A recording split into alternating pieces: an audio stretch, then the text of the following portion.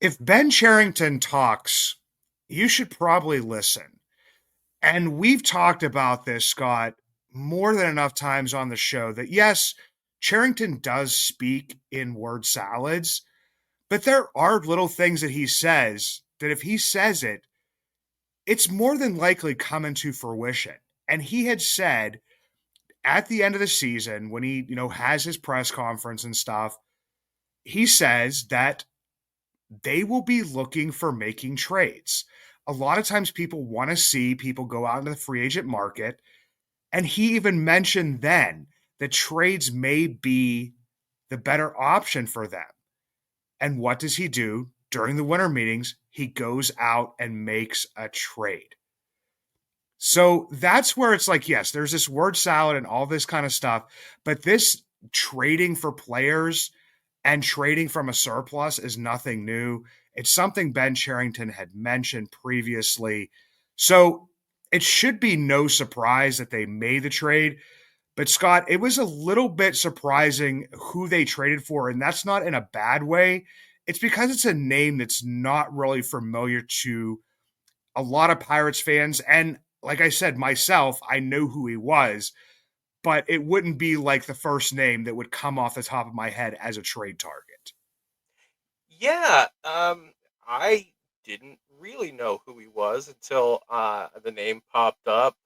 I don't get to check out a ton of Blue Jays games, so the big names that they have, and he's somebody that maybe was a little blocked in Toronto, so he got traded to the Guardians at one point during the day, and then the Pirates swoop in and snatch up Spencer Horwitz, first baseman, lefty bat. But giving up a little bit, maybe surprisingly, some names that you and I have discussed, before the podcast started. Luis Ortiz being the big name there, somebody who stepped up when the Pirates needed him to this year. But like Ben has been saying for quite a long time, you have to, when you have a position of strength, you have to deal from that strength. And I know later on things got a little questionable about exactly how far they're going to deal from the strength of the starting pitching that they have right now. But I think we'll dig into this. What were your initial thoughts when you saw him coming over? It was kind of it was weird to me because I was asleep when this happened. So it's like one of those things that you kind of just wake up first thing in the morning. And of course, I have like Twitter alerts for when pirates are mentioned, like just different things. I follow like different pirates like feeds and stuff. And it was like I had a ton of notifications, and it was like Pirates trade Luis Ortiz. And I was like, okay. I mean, this is something that's kind of been talked about that if there was, a pitcher that would have been traded, somebody that could have been the odd man out, it would have been Ortiz. A lot of people, within the industry, as well as fans, as well as it's been mentioned in the media, that, Bubba Chandler, they are looking to come up at some point in time during next season. A lot of people want him in the beginning, much like we had Jones, would possibly push Ortiz, out of that rotation spot. So he would be probably the most expendable arm. Not that any arm is really, truly expendable because you don't know, you can't plan for injuries, underperformances, different things like that. But I wasn't surprised to see his name when I scrolled down a little bit further and saw, Michael Kennedy thrown into that. Josh Hartle's not a name that, really surprised me too much. Just drafted last year out of Wake Forest, has under 2 innings in the majors, took a step back in his last season at Wake Forest, regressed a little bit there. A guy who was very intriguing, not a power left-handed arm, more of like a command and control type of guy. He seems a guy that could accelerate throughout this, like up the system, if he performed well. But coming off a season where he only pitched 74 innings plus those 2 innings, would probably have some innings limits. Going my full prospect nerd here a little bit here because I do know a decent amount about him. But Michael Kennedy's a guy that I've talked to, Eric Garfield down there in the FCL a lot. Eric Birdland, people may know him as on X and everywhere else, does a lot of that stuff. I liked a lot of the stuff I saw from Kennedy as a very polished high school arm, another lefty, performed well in Bradenton. Talked to Thomas Zinzarella about him, and ended up the year in Greensboro. But the more I thought about those two guys, I kind of pushed those off to the side just because they're a couple years off. I mean, the Pirates need help now. So that's where like my mind kind of went to.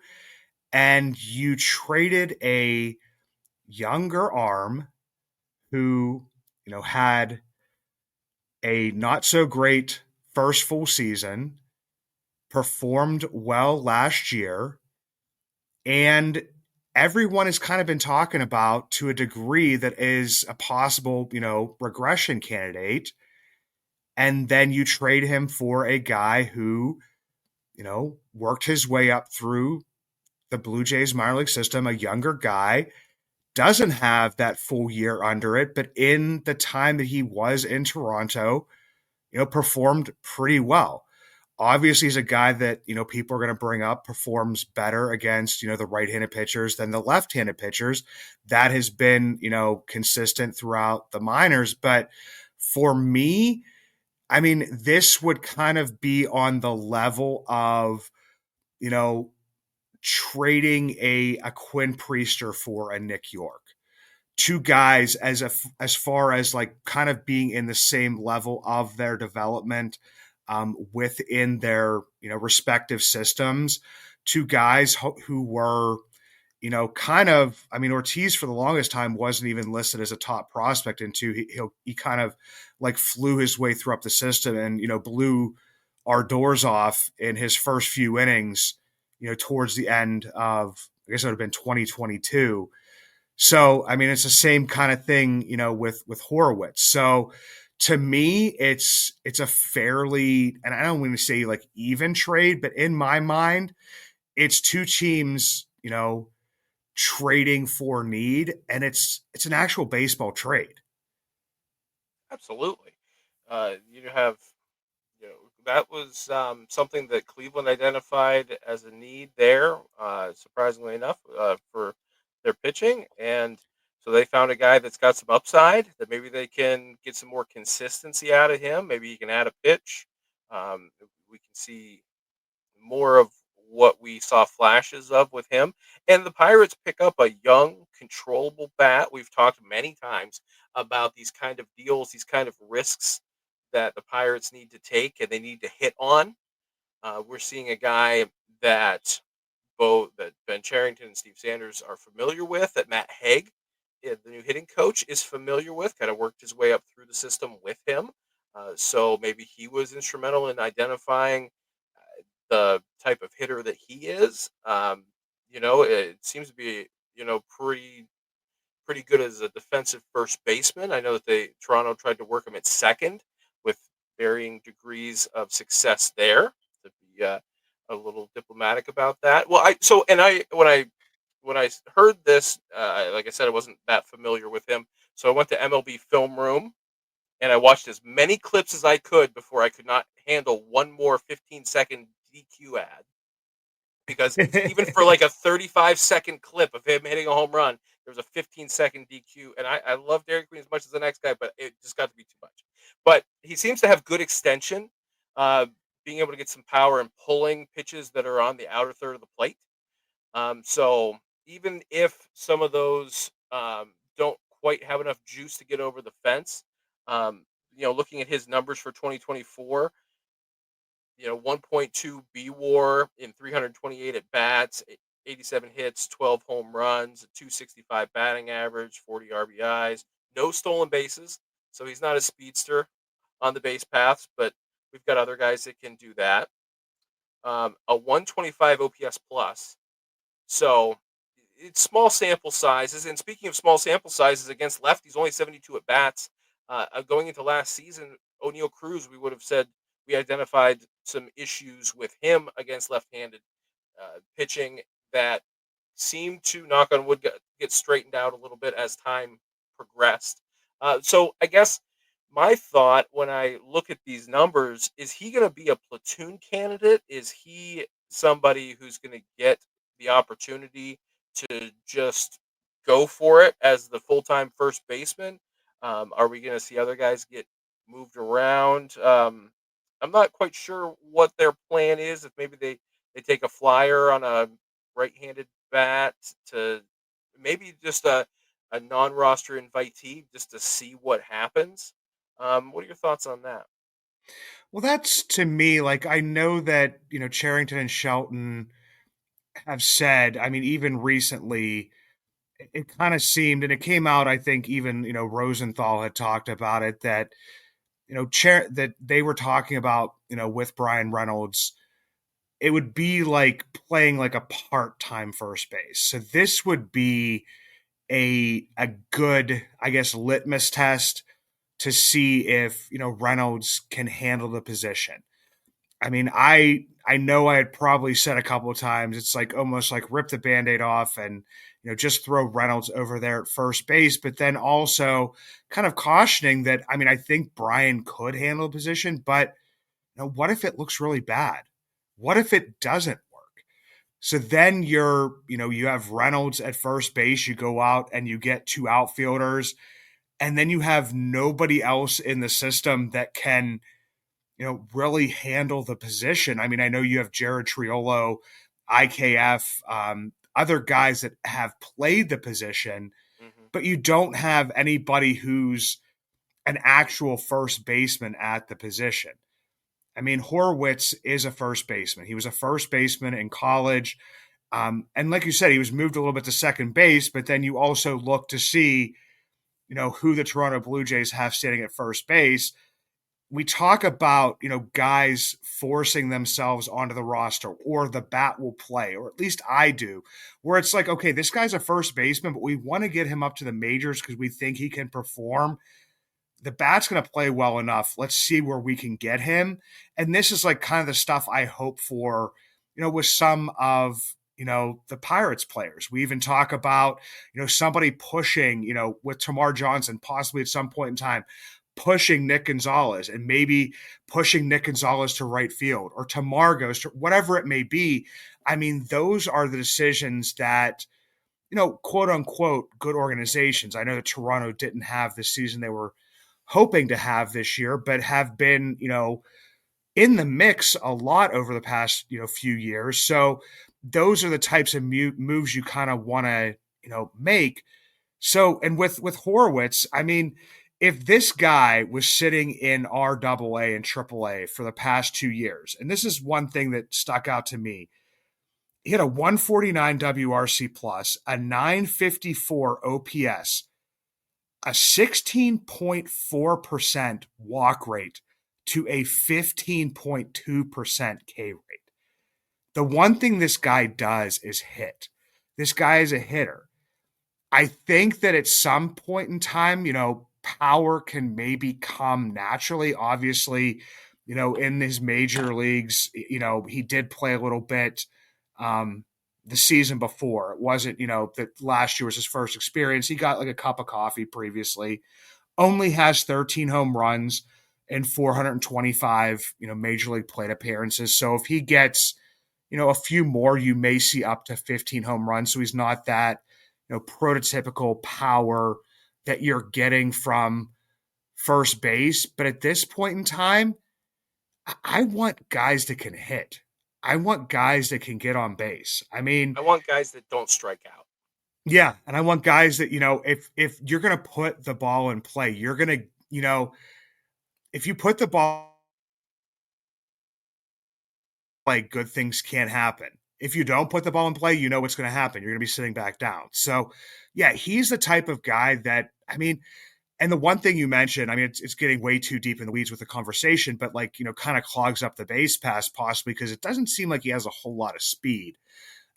He would be if he had a little bit of speed, maybe your prototypical leadoff hitter with, the way that he gets on base. I mean, Hmm. people are saying that, among, qualified rookies, I mean, he's sitting there in the top five of on base percentage. So he's a guy that, came up to the majors and performed very well. There just happened to be a decent amount of, you know, fun and exciting young players, Paul Skeens being among one of them on our side, but there was a lot of good rookie hitters as well that kind of gets lost, and it's not a player that we get to watch a lot. I mean, he plays in the American League and he plays in Toronto. So it's not like there's, too many Blue Jays games that are probably on TVs around the Pittsburgh area, getting to see this guy play. And that's something I kind of mentioned to you beforehand was just that, you see Luis Ortiz going out. You see Luis, fight back from, having a rough rookie season to having a good, second season in the majors, was asked to, start out in the bullpen, even, high leverage situations, and then works his way back into the rotation, actually performs better, numbers wise, a lot of the numbers in the rotation. And you're thinking, okay, we've kind of finally figured something out. Well, that's the other thing with me is, okay, then maybe we can figure it out with some of our other pitchers. We obviously haven't been able to do it with the hitters. Toronto has a pretty good reputation of developing hitters and then having to go out and get pitchers. So, I mean, I know he didn't come directly from there, came through Cleveland. But to me, I mean, it wasn't the 3-team trade that we're, used to where, we get Andy Rodriguez because San Diego sends, what was it, Joey Lucchesi or whatever it was, or to the Mets, and that completes it. But I mean, Toronto, Horwitz was playing a lot of second base. They trade for a second baseman. That was a position of need for them. Get Horwitz back, immediately comes to the Pirates, and they get some young arms, which Cleveland is, really good at developing. So it was kind of like, a major league trade, and across the board, I'm pretty happy with it. And I mean, talking about, and I don't want to get like, I'm not getting immediately negative about a player that has left, but there are some certain things that were, kind of on Ortiz's stat line that didn't, give me like the best feels about, him being able to repeat what he did last year. Last year, he had a 3.32 ERA, a 1.113 whip, very, very good, 132 innings pitched, 15 games started, seemed to be moving in the right direction. Hitters had a 243 batting average on balls in play against him, which was basically saying that, the major league average sits right around like 300. That naturally that's going to come up a little bit. People that like Fangraphs and they like the FIP was sitting at 425. So almost a full, point higher than his ERA. So that's showing some regression. His expected ERA was right around the same at a 4.28 ERA. People would be looking at, B WAR versus F WAR. And I know, Scott, you're not totally bought into WAR. And I can understand why when you put out those numbers you did about, Dave Parker in one of our previous episodes, that the guy's hitting the cover off the ball and is, barely above a replacement level player. But I mean, the other stuff here is the chase rate. You go onto StatCast. You want to see a lot of the red numbers. Luis has a lot of the blue numbers. He was in the 9th percentile in chase rate, 13th in whiff, 20th in K, 26th in barrels, which is pretty much saying that, he's not getting the chases, he's not getting the whiffs, he's not getting the Ks that you would expect from a big frame, supposed a little bit of a power pitcher. And guys, when they are hitting the ball against him, they are barreling it up. So I'm not saying that that's going to happen, but I mean, it's a possibility that's like, okay, sell high, I think you mentioned before the show, possibly. I'm thinking along the same lines, or that, even if he does regress even a little bit, he's still a major league arm. It's not saying that. But maybe as Pirates fans, I talk about us, romanticizing certain players and stuff. Yeah. and different things like that. Ortiz did have a very solid season. Like you said, 3B war. I mean, basically, you have Spencer Horwitz at 1.2 B war in, you know, three-fourths of a season. You get him a little bit further up on that, and you get a first baseman who has over 2B war if he performs the same. When's the last time we saw a first baseman on our team consistently performing over 2B war? I mean, and especially if you're looking to make those little incremental improvements to work your way towards a playoff spot. I mean, we had a guy in Rowdy Tellez who was way below, that zero point 0.0, that replacement level B war for the majority of the season. If we get a few more wins in there or whatever it may be, what can the season turn out to be? So, I mean, I'm not going to say, okay, Spencer Horwitz, stamp it, is our first baseman for the next, 4 or 5 years or whatever it may be. But like you said, Scott, I mean, taking this risk that this is a guy who has made it to the majors, he's performed. You're trading from a position of strength. You traded a starting pitcher when you and everybody else around the majors, fans and media, believe you have a couple guys in Chandler and Harrington waiting in the wings. I mean, I think it's a very smart move to make, and it's at this point in time, it's almost like a necessary type trade. Yeah, absolutely. I think that there was a little bit of blowback on Pirate social media, and how much of that is just the frustration of being a Pirates fan that's bleeding over. So many people have been saying, "Please, just make a move. Let's make a move," and then they make a move, and oh well, not that move. But like you said, of the starting pitchers that are under consideration, you would think for the rotation at some point next year, he was the least objectionable to move. He seemed to be the odd man out. I do agree with this, because you don't obviously Skeens is untouchable. I feel that Jared Jones is pretty much untouchable. Mitch Keller, I think I would have to be moved uh, by something big to take that leap, and of course that's a conversation for I'm sure just a little bit. But then the guys like Chandler and Harrington and Ashcraft, these are all guys that you haven't started the clock on these guys yet, too, because control is always something that a team in the market size of the Pirates have to be concerned about. So you have a guy that's shown time in the major leagues, has had some success. The Pirates see him as a regression candidate. Cleveland feels like they can unlock something there or maintain something. And we talked last week about, do we overvalue the players that we see every day or every 5 days? Are we getting attached to these players where there are improvements to be made?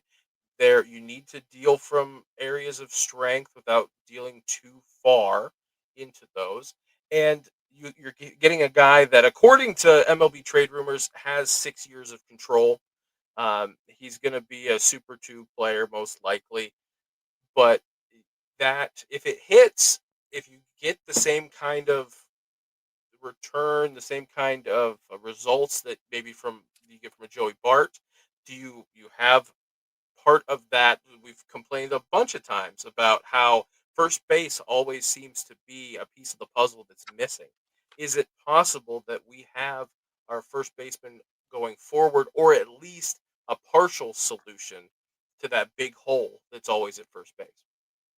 Yeah, and the other thing that I definitely want to mention before we move on from this trade is that, I mean, I'm hearing out there that he's 27 years old. Well, number one, he just turned 27 years old. It wasn't like he was 27 years old, during this whole past season, is kind of about to turn 28, and saying that he was old at every level that he was at. Well, he was old at the first level he was at because he was drafted in 2019, had about, I don't know, I think it looked at it was like 100 plate appearances between like rookie and low A. And then the pandemic hits. There's no minor league season. So when he comes back, he's a couple years older. He starts out in high A, moves up to double A in that first season. The next year, he's in double A and moves up to triple A. And the next year, he's in triple A and he moves up to the majors. So he debuts in the majors at 25 years old. And yes, that was like his cup of coffee. The pandemic doesn't hit. And I know you can't go back in time and change that. But if you just bump all of those back, he's debuting, in 2022 at 24 years old, not 25 years old. So it wasn't like that he, kind of creaked his way and he was like this perennial, minor leaguer. No, he basically worked the system that it was like, okay, start at a level, bump up halfway through, start at that next level, bump up halfway through, start at that level, bump up to the majors, and kind of worked his way up. And like I said, he succeeded, and I gave out his numbers already earlier, in the higher levels over the last couple of years. And for me, like I said, the biggest thing to me was the walk to the K rate while hitting well. So I mean, a lot of people will say, well, look at his batting average on balls in play. It was a little bit higher when he was in the minors. I feel like a lot of guys that are in the minors, their batting average on balls in play, if they're a good hitter, is higher because I hate to say it, guys, in the minors, the fielding is good. You get down to the lower minors, the fields aren't as good if you're not playing at one of the, the major league, facilities or a newly renovated facility. So, like, to me, like, I look more towards what's your walk rate, what's your K rate, what's your on base percentage, and what's your overall OPS? Are you still hitting for power? Different types of things like that. And he kind of checked all of those boxes, across the board. And he spent time at each level, kind of before he moved up. So he progressed how, most people progress to the major leagues.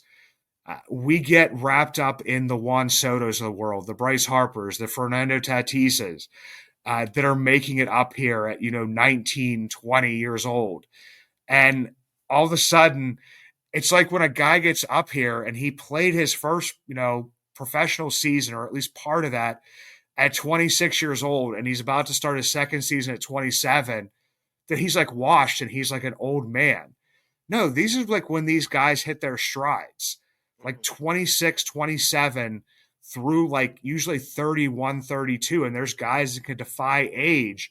But that's usually the meat of when, the majority of Major League Baseball players, not these outliers and these, phenoms, generational talents, show their ways. But these baseball players, that's what we're seeing from Brian Reynolds. I mean, Spencer Horwitz, in my mind, is kind of like in the same vein. I'm not going to say he's the same player. Brian Reynolds had a 6-WAR season. I don't know if Spencer Horwitz will ever have a 6-WAR season, but he's kind of in that vein of that college level player that works his way up the system. Brian Reynolds gets a shot a little bit earlier because Eric Gonzalez doesn't know how to play the field and runs into Starling Marte, and you have to bring him up early in the season. But it kind of seemed like the plan was he was going to be that cup of coffee guy at the end, and you'd be looking at the same type of thing. So, I mean, that's the other part that just kind of frustrates me is just like we got this old prospect, or even like a Billy Cook. We got this old prospect. I mean, these guys for baseball ages are still really young, especially when we see people about to shell out a ton of money probably at some point in time to get 33, 34-year-old Christian Walker.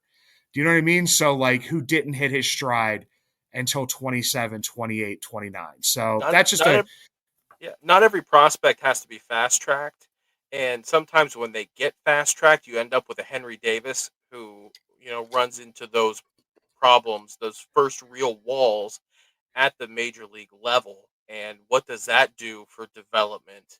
Does that stunt him to an irreparable level? And so there's nothing wrong with taking time to make sure you're properly developing. And something else to mention about Horwitz is from the videos that I watched, a lot of pull power, straightaway center power, but is he going to be somebody? He is tailor made, it seems, for PNC Park. So some of those doubles, they were long doubles that I saw him hit against Atlanta that hit off the wall would likely be home runs. A lot of arc to them, deep off the wall. Those might be home runs at PNC Park. And I know we talk, and I've mentioned before about they only play half their games at PNC Park, but the number of at bats he can get with that short porch and getting a little bit of pull, especially if he does, as you mentioned, develop into a little more power.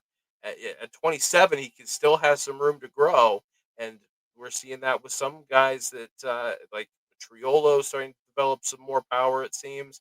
So those guys can build, especially once you get to the major league level.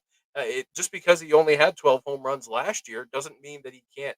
You were saying maybe 15, but we might see a little bit more of a jump just based on where he's getting his at bats. Yeah, and the one thing, I mean, if you want to go, deep in the metrics is a thing called launch angle sweet spot, which is basically showing that it's a ball that is hit at the right angle, the right sweet spot to create, the most potential for an extra base hit and more than likely a home run. And he is sitting in the 81st percentile in Major League Baseball last year in that. So what you're kind of saying just from even watching videos. So that's actually proving a little bit of a point there that guess what? The eye test works and metrics can also work. The metrics just may prove, kind of what the eyes are watching.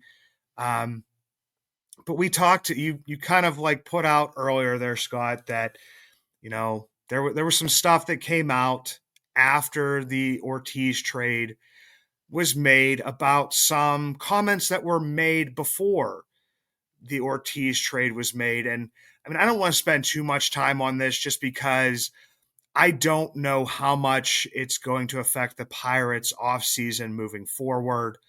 Um, Noah House and Andrew Destin from the Post Gazette, put out an article on Wednesday. I did also see an interview with Alex Stumpf, I believe, from the guys over at North Shore Nine, questioning about Keller and Jones. Said that he had heard some stuff about Keller.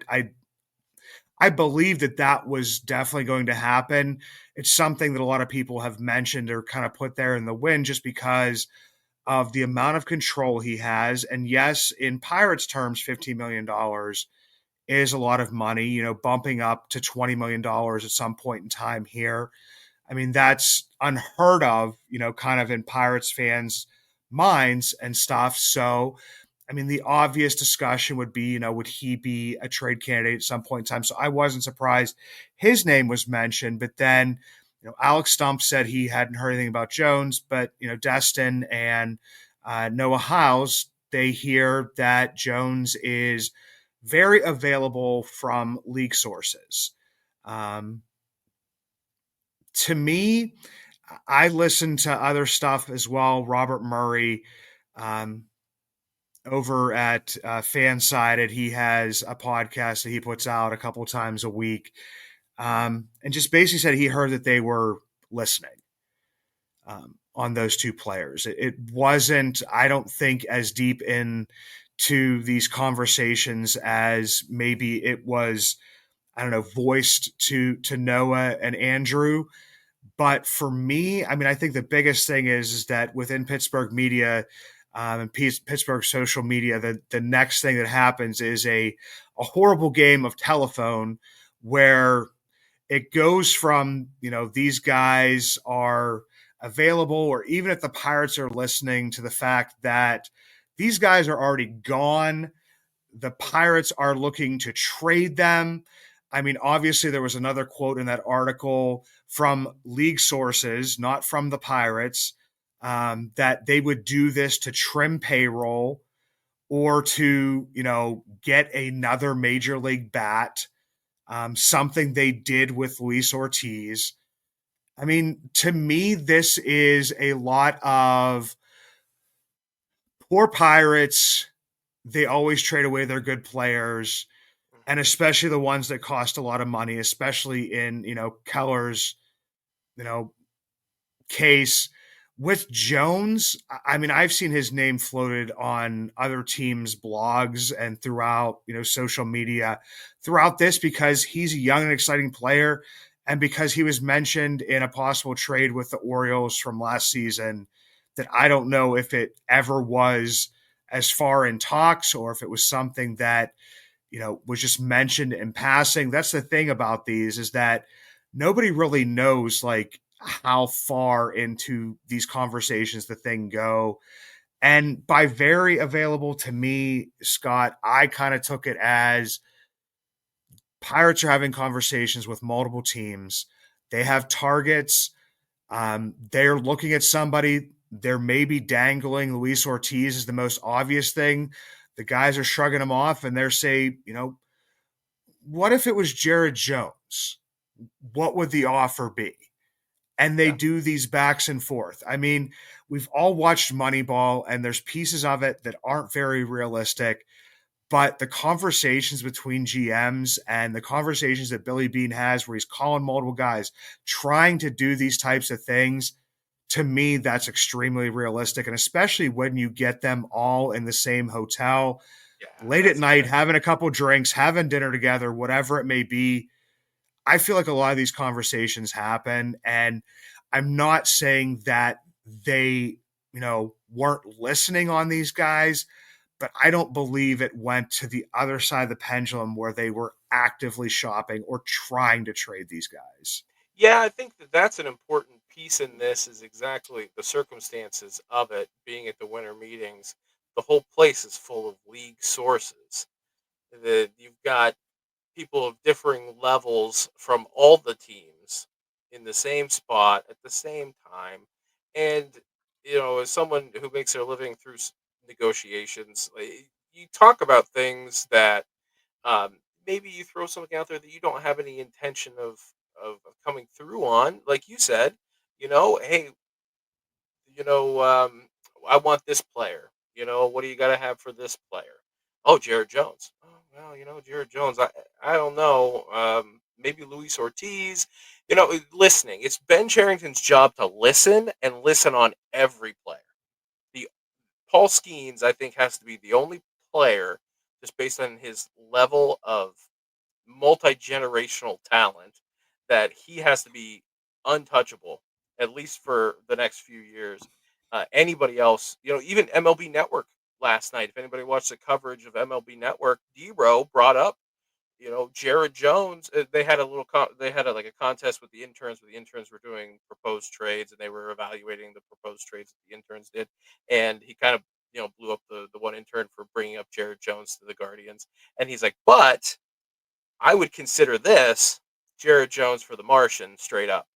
And so everybody was like, oh, well, okay, maybe. So that's the kind of level that Jared Jones is seen at across Major League Baseball. So for the Pirates who have him in their hands to think less of him, I just don't buy it.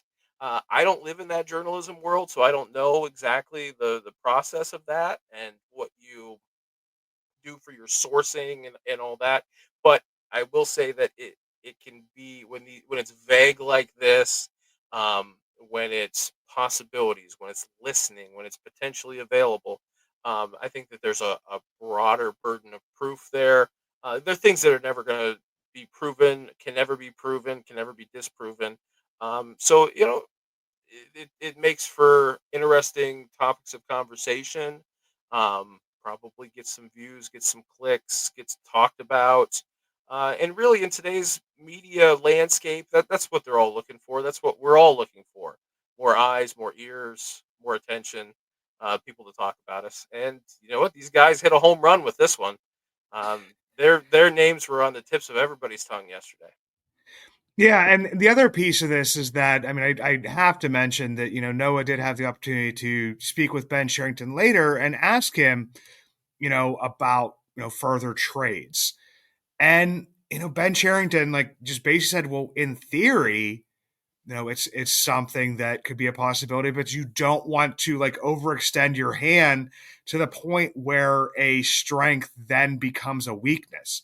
I mean, because this at this point in time, I mean, I'm just thinking as a guy, obviously sitting in my basement, not officially covering the team, not a GM for the team, not in any way affiliated with the team. And I would be thinking, man, if we trade Jared Jones or Mitch Keller, we're gonna have to sign another pitcher. That would be my like immediate reaction because yes, Bubba Chandler could be immediately ready. And I believe that Thomas Harrington, I spoke with you about this beforehand. I believe he is as major league ready as he is going to get. But are you going to go into the season with Paul Skeens and then, Bubba Chandler, Thomas Harrington, one of Mitch Keller and Jared Jones, and then Bailey Falter? Number one on, two guys that are rookies, one guy that, is didn't finish his rookie season due to injury. And Jones, he got stumbled a little bit and then came back and kind of slowed down a little bit. So you number one from an inning standpoint, the only person that would not have limits, and I think that he probably would still have some limits on his innings there, would be Paul Skeens. If you would trade Keller. If you don't trade Keller and you trade Jones, and you have Skeens and Jones, but then you have Bubba Chandler, who you're working up with innings, Thomas Harrington, who you'd be working up with innings, Bailey Falter, who was injured last year, who would need to be worked up with innings. So, I mean, to me, I think that at that point in time, it could potentially become, not the as much of a strength as it had been. And then you would be trading a player to then have to, if you don't get another major league ready, pitcher back in that trade, which if you're trading a major league ready pitcher, chances are, I don't know, you're getting a major league ready pitcher back because the team would probably be looking for a need, the other team. So you'd probably more than likely be looking for a bat. That to me would create more issues than we would need. And I will say that like in the article, they said that both of these things were reported to them before the Ortiz trade. So this could obviously, have changed the thinking. But like I said, it created a firestorm on X. The fan obviously ran with it and has blown it to the nth proportion that both these guys are being traded away. And, you know, the Pirates are cheapskates and they're trying to cut costs with Keller because he's already costing too much. Yeah. Even though their payroll as of today only sits at estimated, and that's with everything put in there. Ethan Holohan sits just below $73 million. So unless you're going to try to go out there and sign like Santander or something, I mean, Keller's extra money, I don't know what that would even actually do. Yeah. As the podcast representative on Blue Sky now, so go follow me on Blue Sky, same pirate takes. Um, it was also a topic of conversation over there as I spent my first day on that platform. And I know that this isn't really the place you get your hot takes because we were both, trying to be very reasonable. Something about the idea of bringing some people brought up Keller being traded as almost an outrage. But I didn't feel that. I would actually be open to trading Mitch Keller if it was a significant upgrade for an outfielder. There's reports that and I don't know how it would match up, but the Cubs are looking to move Seiya Suzuki. Is that's the kind of upgrade it would take for me to be okay with moving somebody like Mitch Keller because we have a need in the outfield. He was third in OPS among qualified outfielders with a 848 OPS and 21 home runs. To put that in perspective, Brian Reynolds was tied for 11th. And, we all love Brian Reynolds, and he is our constant. He is our rock. But to move Keller to take that kind of hit in almost a solidification of the cost cutting and where they're finally paying a guy so they can't have him around. I think that to move somebody like Keller, you really would have to take a big step forward. So that's the kind of deal that I would entertain. It's not just, oh, we finally have somebody that's good, so we have to get rid of them. I think that there's a path, an unlikely one, where he could get moved, and I think it would work out. But yeah, like you said with Ben's comments, which I think was a little out of character for the way he acts as a general manager to to react to that kind of report and kind of tip his hand a little bit more than he usually does to say in his own GM speak kind of way of it's something that's not out of the realm of possibility, but moving more arms might be a detriment to the organization. Yeah, and I mean, kind of for me, it's yeah, it would take a lot. I think that I mean I've said it more than once. Like I feel like that Ben Charrington should be listening. Like it's his Hmm. job. I mean, there may be a time where somebody may do one of these things that becomes quote unquote an overpay. A lot of those things aren't known until the people actually get on the field and perform and different things like that. But I mean, it would kind of take something like that. I mean, we've seen trades happen with major league arms already this offseason. We've seen Brady Singer get traded from the Royals. Brady Singer had the best year of his career. Obviously, doesn't have as much control as Mitch Keller does, and they got back a utility infielder in Jonathan India and a unproven Joey Weimer.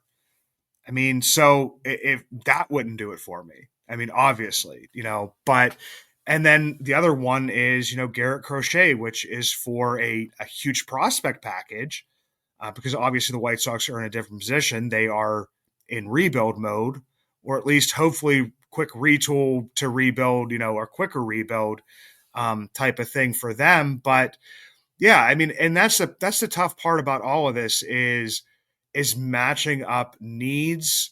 It's matching up where you are as far as competitiveness or years from competition, and then also matching up, you know, taking on money versus giving away money, different type of stuff like that. Because I know that the Cubs are trying to move Bellinger to save money to add in other areas. If they don't move Bellinger, would those types of things happen? And that's where, like I said at the beginning of the show, Scott, was just that you know if you lined it up and you told me, okay, the Pirates are going to trade for a first baseman or trade for a player to play first base, I don't know how long it would have taken me to get to Spencer Horwitz, but it obviously would have taken me a little bit of time. Yeah, yeah, no, absolutely. A name just popped into my head that could play into this equation because we haven't seen him play. Trey Cabbage. I mean, I've completely over the last few days forgot that he's on the roster for the Pirates. Is that a piece of the puzzle too? I think that it's just these wheeling and dealings and um, ideas and names being thrown out there. I mean, I'm sure that when we talk about building a bullpen, Dowry Moretta coming back can slip a lot of people's minds. So if you don't have all the names in front of you, it can be difficult. At least we know that there are people who are well compensated at high levels that have all the information in front of them with a big whiteboard with all the names that are working on solving this puzzle. Yeah, I can only look at roster resource so much in like one day.